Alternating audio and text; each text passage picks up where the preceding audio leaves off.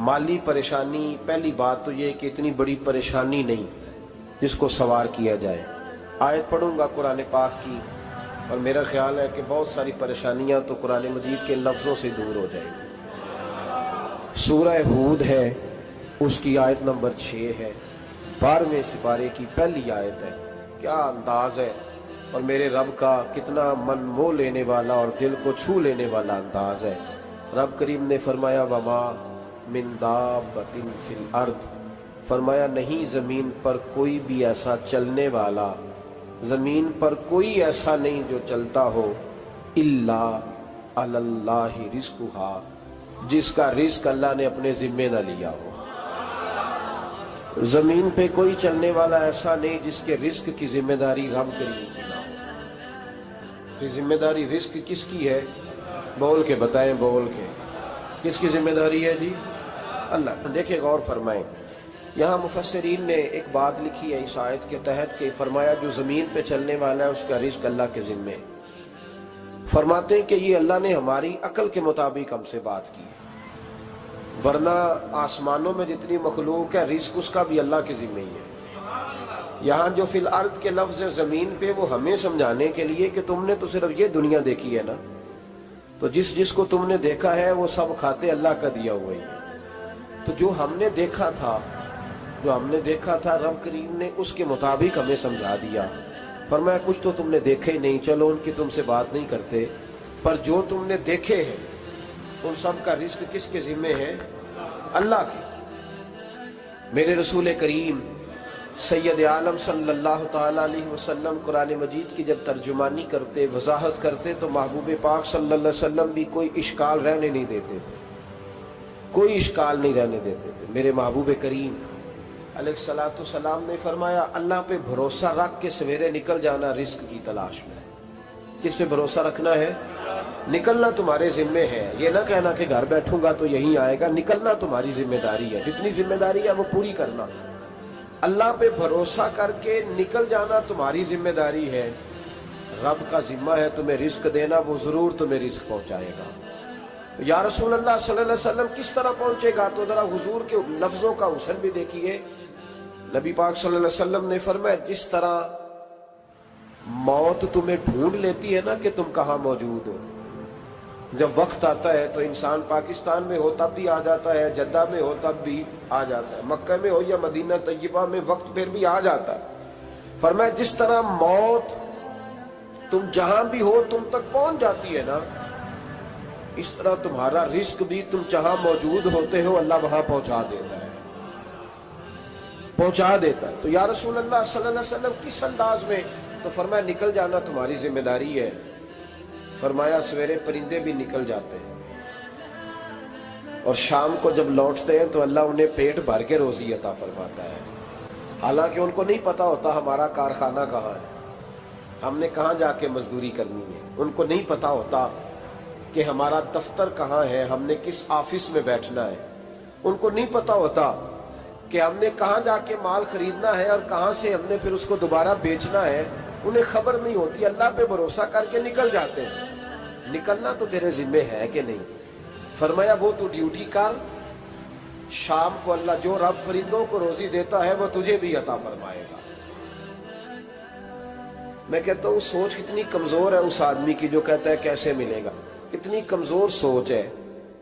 जो रब बैल को रोजी देता है, बकरी को रोजी देता है, इस जमीन इस धरती पे अगर बसने वाला ऊंट भूखा नहीं सोता, चले ये तो पालतू जानवर होते हैं, इस धरती पर बसने वाली अगर बिल्ली और कुत्ता रोटी खा के सोते हैं तो तू तो अशरफुल मखलूकात है। तूने अपने ज़हन में क्या टेंशन पाल लिया है कि नहीं आएगा तो मर जाऊंगा, क्या बनेगा, किस तरह होगा? तू क्यों इतना परेशान हो गया? भाई माली परेशानी सबसे ज्यादा उस बंदे ने ओढ़ ली है जिसकी तवक्कुल की बात कमजोर हो गई है।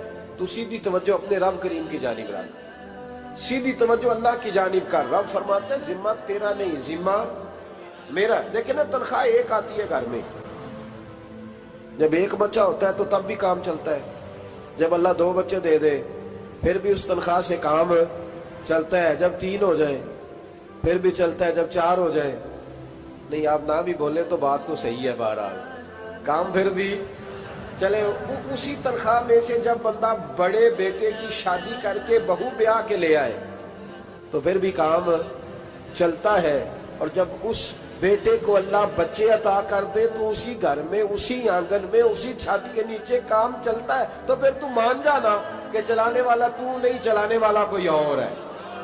پھر تو مان جا کے چلانے والا کوئی تو اس وقت جب تنخواہ تیری لگی تھی تو کہتا تھا ابا ابھی میری شادی نہ کر، میں بیوی کو کیسے کھلاؤں گا؟ تو وہی شخص ہے جس کی چھت کے نیچے پھر 1.5 درجن پوتے بھی پل رہے اور گزارا ان کا بھی ہو رہا ہے۔ تو رزق کا ذمہ کس کا ہے؟ اللہ کا ذمہ۔ اب ہمیں پتہ ہے پہلی بات تو پریشانی اس لیے اتار دینی چاہیے کہ ذمہ ہمارا ہے ہی نہیں۔ اب دوسری بات یہ کہ ذمہ داری کس کی ہے؟ اللہ حکیم بھی ہے اور علیم بھی ہے، حکیم بھی ہے اور جانتا بھی ہے اور اسے پتہ بھی ہے کہ دینا کس طرح ہے۔ اب ہم پتہ کیا کہتے ہیں؟ کہتے ہیں وہ جو بندہ پجاروں میں بیٹھا ہے وہاں اسے نہیں بیٹھنا چاہیے، اور میرا حق تھا۔ تجھے زیادہ پتہ ہے کہ اللہ کو؟ بول کے بتانا کس کو پتہ زیادہ ہے؟ کیوں جی؟ تو آپ اصل ٹینشن پتہ کب لگتی ہے؟ جب بندے کہتے ہیں نہیں وہ پجاروں میری تھی، میرا حق تھا۔ وہ جب گزرتی ہے نا پاس سے مہران کے تو مہران والا ٹینشن بڑی لیتا ہے، حالانکہ اللہ کو زیادہ پتہ ہے کہ وہ حق۔ ایک بات اپنے ذہن میں یاد رکھ لیں، رٹ لیں کہ جو میرے لیے بہتر تھا میرے رب نے مجھے دے دیا، اور بات ختم ہو گئی۔ بس وصل اچھا ہے نہ فراق اچھا ہے، یار جس حال میں رکھے وہی حال اچھا ہے۔ بس جو میرے حق میں بہتر تھا میرے رب نے مجھے، مسئلہ یہ ہے کہ تو اس پہ راضی ہونے کو تیار نہیں۔ حضرت علی کرم اللہ تعالیٰ وجہ الکریم نے میرے نبی پاک کی ایک حدیث بیان کی ہے، اور جناب علی جب یہ حدیث بیان کیا کرتے تھے تو حضرت مجاہد فرماتے ہیں یوں لگتا تھا کہ جیسے حضرت علی ہمیں ہر پریشانی سے نکال رہے ہیں۔ مولا علی شیر خدا رضی اللہ تعالیٰ عنہ فرماتے ہیں کہ مجھے میرے نبی پاک صلی اللہ علیہ وسلم نے ایک طریقہ دیا تھا ٹینشن فری ہونے کا۔ آپ فرماتے ہیں مجھے تو بڑا راس آیا ہے، تم بھی اگر کر لو گے تو تمہیں بھی فائدہ دے گا۔ کہا وہ کیا؟ حضرت علی کہنے لگے محبوب علیہ السلام نے فرمایا تھا لوگوں تم اللہ کے دیے ہوئے تھوڑے رزق پہ راضی ہو جاؤ، وہ تمہاری تھوڑی عبادت سے تم سے راضی ہو جایا کرو گے۔ بس تم 2 نفل بھی پڑھو گے تو اللہ راضی ہو جائے گا، تم 1 رکوع بھی سویرے اٹھ کے پڑھو گے تو وہ راضی ہو جائے گا، وہ تمہارے 313 درود شریف سے راضی ہو جائے گا، تم اس کے دیے ہوئے تھوڑے رزق سے راضی ہو جاؤ۔ ٹینشن اس لیے ہوتی ہے کہ ہم راضی نہیں جو اس نے ہمیں دیا ہے۔ وہ حال میں مزید کی جو دوڑ ہے نا، حال میں مزید کی، بے قدرہ کچھ قدر نہ جاتی، کیتی خوب تسلی ہو، دنیا دار پجاری زردے، کتیاں دے گل ٹلی ہو، بک بک روشن اکھیاں تکیو ویک حویلی کلی ہو، تے کوچ نصیر اساں جد کیتی پہ جانی تھر تھلی ہو۔ تو یاد رکھیں یہ جو ہے نا مصیبت کے مال آ کیوں نہیں رہا، وہ سامنے والا پلاٹ میرے گھر کے سامنے ہے گھر کے سامنے، پر رجسٹری میرے نام کیوں نہیں؟ یہ مصیبت سانس نہیں لینے دیتی۔ موٹر سائیکل کھڑی کرتا ہے نا جب آ کے دکان سے روٹی کھانے آتا ہے، دفتر سے گھر آتا ہے، کاروبار سے آتا ہے، تو جہاں موٹر سائیکل کھڑی کرتا ہے وہ ٹینشن بڑی ہے کہ کبھی میری ہو جائے نا یہ والی جگہ، تو میں یہاں بھی بورڈ لگاؤں اپنے نام۔ اس نے مالی پریشانی پیدا کی۔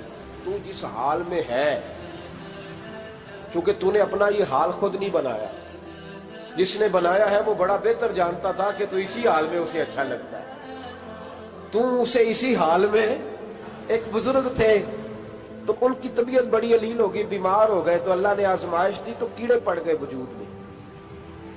ایک کیڑا یہاں سے کھا رہا تھا، اللہ والے بڑے راضی رہتے ہیں اس کی رضا پہ، تو کیڑا یہاں کھا رہا تھا تو نیچے گر گیا، تو بابا جی نے اٹھا کے پھر وہاں رکھ لیا، کہنے لگے جب اس نے تیری ڈیوٹی مجھے کھانے کی لگائی ہے تو میں اس بات پہ راضی ہوں، تو نیچے کیوں گرتا ہے؟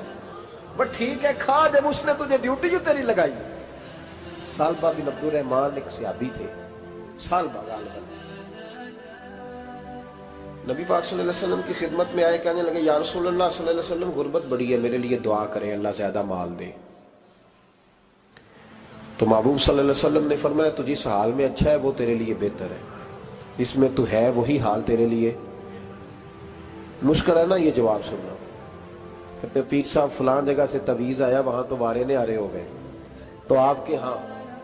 تو میں کہتا ہوں یہ تویز دینے والا اگر تویز دے کے امیر بناتا ہے تو پہلے خود کیوں نہیں بنتا؟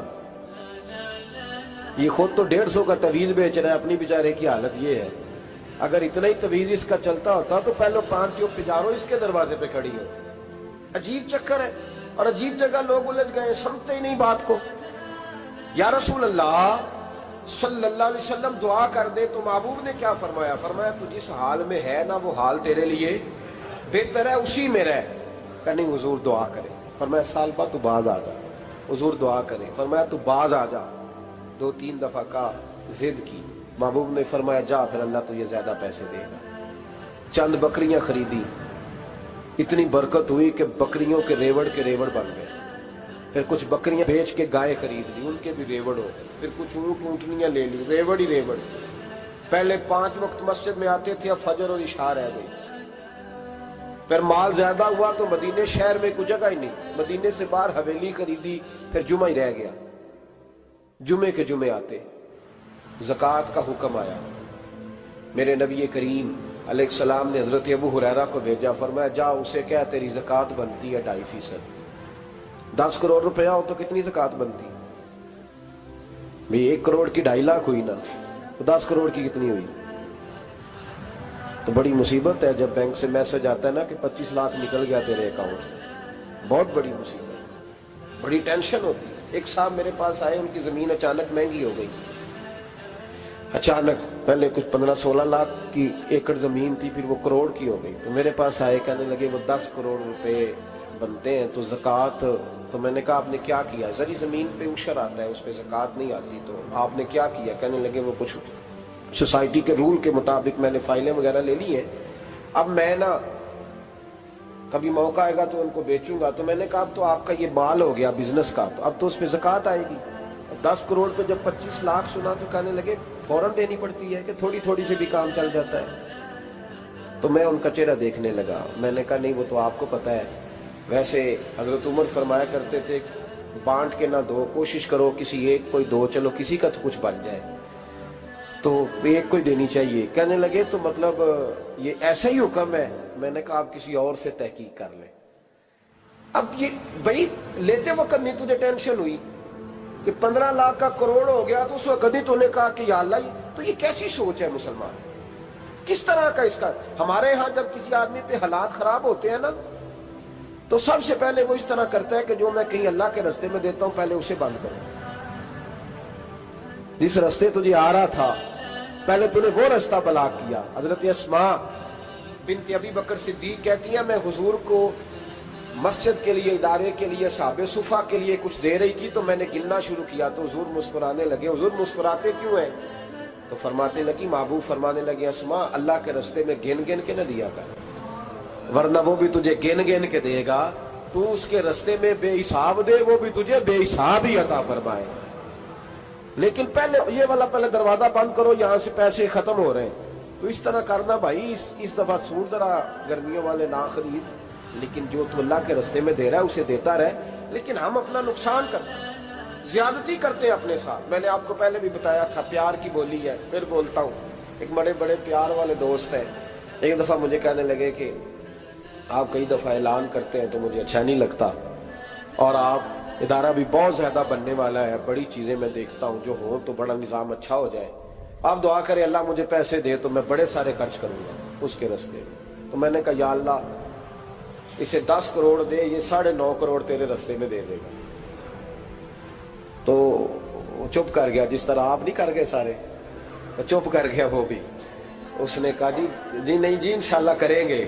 تو میں کیا پلیا جی دعا پہ ہوں دیا، ابھی تو وہ آئیں گے تو تب دیکھی جائے گی، تو یہیں اڑ گیا ہے۔ یعنی 9.5 کروڑ اللہ کے راستے میں خرچ کرنے کی دعا پہ بھی آمین کوئی نہیں کہتا کہ چلو آمین ہی کہہ دیں۔ تو میں کہا تینوں تے 50 لاکھ بچتا سی پیا، لیکن تو اس سودے پہ تیار ہے۔ جب یہ سوچ ہوتی ہے، یہ غلط سوچ ہے، یہ بات تو اگر مسکرانے والی، لیکن یہ سوچ صحیح نہیں۔ حضرت عثمان غنی رضی اللہ تعالیٰ عنہ کہتے ہیں جس وقت نبی پاک صلی اللہ علیہ وسلم نے اعلان کیا نا جنگ کے موقع پر کہ 800 سپاہیوں کا خرچہ چاہیے، کہتے ہیں میرے پاس 600 کا تھا۔ یہاں ایک روایت میں حضور نے 1000 کا اعلان کیا تو میرے پاس 800 کا تھا۔ جب 2-3 دفعہ نبی پاک نے اعلان کیا تو کہتے ہیں میں نے کھڑے ہو کے کہا یا رسول اللہ پورا 800 میری طرف سے۔ کہتے میں نے 200 سپاہی کا خرچہ ادھار اٹھایا لیکن پورے 2 مہینے نہیں گزرے تھے، رب کریم نے مجھے کئی گنا کر کے پیسے واپس عطا فرما دیے۔ پر بات تو یہ ہے کہ تیری وہاں لو لگی ہو، تو تجارت کرتا ہے ان لوگوں کے ساتھ جو کیا دے سکتے۔ تو سالبہ کے پاس حضور نے پیغام بھیجا، پہلے تو کہا تیرے لیے بہتر نہیں مال، جب اصرار کیا تو اب بڑی برکت ہو گئی، بڑا آیا تو فرمایا زکوٰۃ دے، 2.5% زکوٰۃ ہے۔ جب سوچا کہ 5 اونٹوں پہ ایک بکری جائے گی اور بڑا سارا مجھے دینا پڑے گا، اب جب غور کیا تو یہ تو نہ کہا کہ میں نہیں دیتا۔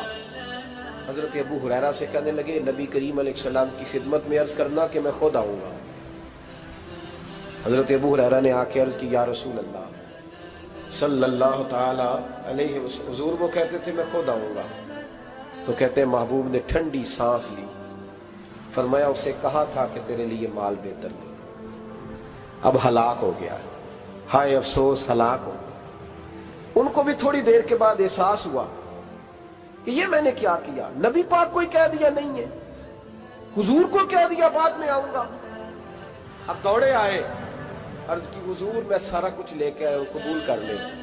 محبوب نے فرمایا گویا بلال حبشی کی خشک کھجور بھی قبول ہے، اور صہیب رومی ایک اٹی باندھ کی لائے تو وہ بھی قبول ہے، اور عمار بن یاسر اور مصعب بن عمیر اگر 2 دینار دے جائیں اور کوئی پرانا جوڑا کسی سپاہی کے لیے چھوڑ جائے تو وہ بھی قبول ہے، لیکن تو اپنا لاکھوں لے کے چلا جا، تیرا کوئی نہیں قبول، معاف کر دے۔ فرمایا جا معاف کیا، پر پیسے لے کے نہ آنا۔ اگلے سال پھر آئے، بندے ہوئے ہاتھ ہیں، محبوبہ میں دولت کا کیا کروں گا، آگ لگانی ہے، قبول کر لیں۔ فرمایا تو لے جا، تیرا نہیں قبول، گرا جو ان کی نگاہ سے وہ سنبھل نہیں سکتا۔ حضور نے وصال ظاہری کیا تو جناب صدیق اکبر کے پاس آئے، لاکھوں کا مال، ابو بکر قبول کر لو، تو جناب صدیق اکبر کہنے لگے اس کا کر لو جس کا نبی نے نہیں کیا، چل جا کوئی نہیں چاہیے۔ حضرت عمر کے زمانے میں قحط پڑ گیا، بارشیں نہیں ہوتی، غلہ نہیں ملتا، حالات خراب ہے، مالی طور پہ بحران آ گیا، غربتیں، مجبوریاں، تکلیفیں، آ کے روئے، عمر میرا قبول کر لو، مجھے معافی تو مل گئی تھی نا۔ فرمایا معافی اپنی جگہ پہ، پر جس کا مصطفیٰ نے قبول نہیں کیا۔ بہت سارے لوگوں کو پتہ ہی نہیں کہ ان کا قبول ہی نہیں ہوا، اور وہ الجھے ہوئے، انہیں خبر ہی نہیں کہ اصل بات کیا ہے۔ فرمایا جس کا مصطفیٰ کریم نے قبول نہیں کیا، اب ہیرے اور جواہرات بھی لے کے آئے تو بھوکے مریں گے، پر اس کا قبول، اس بات پہ راضی رہو، اس حال میں اللہ نے رکھا ہوا، اس حال میں راضی رہو۔ یہ جو مصیبت ہے نا دیکھنی کہ وہ بھی میرے پاس، تمہیں کیا پتا، کبھی پوچھ تو صحیح اس سے وہ کس مصیبت کا شکار ہے، جو مالی طور پہ بڑا امیر ہے، تو اس کی طرف دیکھ کے اپنا دل برا کرتا ہے۔ بس جس حال میں رب نے رکھا ہے اس حال میں رہ۔ حضرت عثمان غنی کے زمانے میں تو وہ وصال کر گئے، لیکن بھائی تو جس حال میں تیرا رب تجھے رکھتا ہے اس حال میں رہ، تیری مالی پریشانیاں ختم ہو جائیں۔ میں نے پہلے بھی شاید آپ کو ایک دفعہ کہا تھا، میں تعلیم سے فارغ ہوا تو میرے ایک استاد اور میرے کچھ دوست کہنے لگے افریقہ آ جائیں آپ، وہاں ایک بہت بڑا ادارہ ہے، اس کو چلائیں، اس کو سنبھالیں۔ میری والدہ سے میں نے کہا، اس طبیعت ہوتی ہے نا انسان کی، میرا بھی دل لگ گیا۔ میری اماں پڑھی نہیں تھی لیکن اللہ نے دانائی بڑی عطا فرمائی تھی، حکمت بڑی تھی، سیانی بڑی تھی، تو میں نے کہا اماں جی تو مجھے ساؤتھ افریقہ کی دعوت ہو رہی ہے تو آپ کیا کہتی ہیں؟ تو اٹھ کے میرے پاس آ گئی اور مجھے انہوں نے اپنے بازوؤں میں لے لیا، پھر میرا ماتھا چوما، کہنے لگی پتر میں تے وال بھی نہ پوٹ کے دیوا کسی نے، ہم نے دولت کا کیا کرنا، تو اللہ کا نام لے کے کہیں بیٹھ جا، رب کریم رون کے لگا دے گا، خیر ہو جائے۔ تو میرے بھائی یاد رکھیں، ان چیزوں سے تھوڑا سا دیکھیں نا، قناعت کریں، جو اللہ نے دیا اس پہ راضی ہو جائے، اللہ بڑا مہربان ہے، وہ آسانیاں کر دیا کرتا ہے۔ تو یاد رکھیں، میرے رسول کریم علیہ السلام نے ایک تو ہمیں درس یہ دیا ہے کہ تو سمجھ جا، قرآن نے ہمیں بتایا ہے کہ روزی تیری ذمہ داری نہیں، روزی کس کی ذمہ داری ہے؟ اللہ کی۔ اور دوسری بات یہ کہ جو اللہ نے تمہیں دیا ہے اس پہ تو راضی ہو جا، تیری مالی پریشانیاں ختم ہو جائیں۔ اور پھر حضور صلی اللہ علیہ وسلم نے فرمایا مذہبی طور پر جب دیکھو تو آگے دیکھو، اور دنیاوی طور پر جب دیکھو تو پیچھے دیکھو، پریشانی ختم ہوگی۔ مذہبی طور پر جب دیکھو، جو 5 نمازیں پڑھتا ہے وہ تہجد پڑھنے والے کو دیکھے، اور جو تہجد پڑھتا ہے وہ اشراق چاشت پڑھنے والے کو دیکھے، اور جو بندہ اشراق اور چاشت پڑھتا ہے پھر اس کو دیکھے جو سارا دن مصطفیٰ پہ درود پڑھتا ہے۔ اوپر اوپر دیکھے کہ میں نے اور نیک ہونا ہے اور نیک، اور جب مالی معاملہ ہے تو پھر نیچے دیکھ. اگر تو بیٹھا نا پجاروں پہ تو پھر ٹوڈی والے پہ نظر کر اس کا کیا حال ہے، اور اگر تو وہاں بیٹھا ہے تو دیکھ مہران والا بھی تو گاڑی چلا ہی رہا ہے، اور اگر تو وہاں ہے تو موٹر سائیکل والا دیکھ، اور تو وہاں ہے تو پھر سائیکل والے پہ نظر، اور اگر تو سائیکل والا ہے تو پیدل والے کو دیکھ، اگر تو کرائے کے مکان میں رہتا تو پھر جھونپڑی والے کو دیکھ، اور اگر تو جھونپڑی میں رہتا ہے تو پھر بھی پریشان نہ ہونا. کچھ ایسے بھی ہیں جنہیں جھونپڑی بھی نصیب نہیں، جو سڑک پہ لیٹے ہوئے. اور اگر تو تندرست ہے نا تو کبھی جا کے ہسپتال میں دیکھ حال کیا ہے، لوگ کس حال میں. تو ہم شکر نہیں ادا کرتے، اس کا نقصان کیا ہوتا ہے، نعمتیں چلی جاتی ہیں. اللہ فرماتے ہیں لَئِن شَكَرْتُمْ لَأَزِيدَنَّكُمْ، تو شکر ادا کر میں نعمتوں میں اضافہ کر دوں. تو بھائی مالی پریشانی کا تیسرا سبب یہ ہے کہ ہم دیکھتے ہیں مالی طور پر اوپر، تو پھر ہمیں طبیعت بگڑتی ہے. اور پھر مالی پریشانیوں کے کچھ اور اسباب بھی ہیں. امام شافعی فرماتے ہیں جن گھروں میں لوگ فجر کی نماز کے وقت سوئے ہوتے ہیں ان گھروں میں رزق نہیں آتا. آپ فرماتے ہیں فجر کا وقت اللہ کے دینے کا وقت ہے، اس وقت اللہ بانٹتا ہے.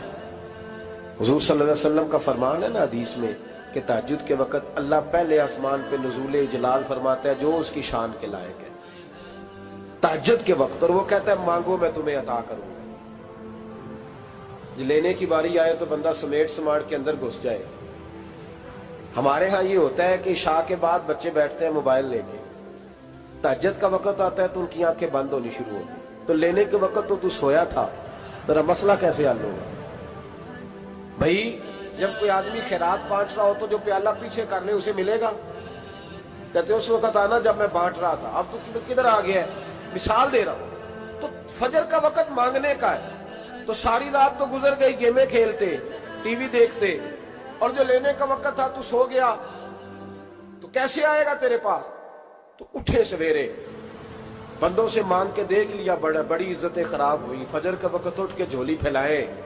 میرے رسول پاک علیہ السلام فرماتے ہیں، رب فرماتے ہیں جب بندے میرے آگے جھولی پھیلاتے ہیں مجھے شرم آتی ہے. کسے چومے یار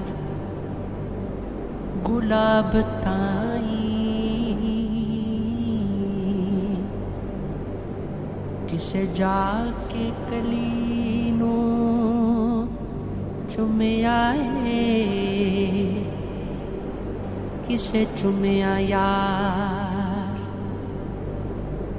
دی چوکھٹ نو،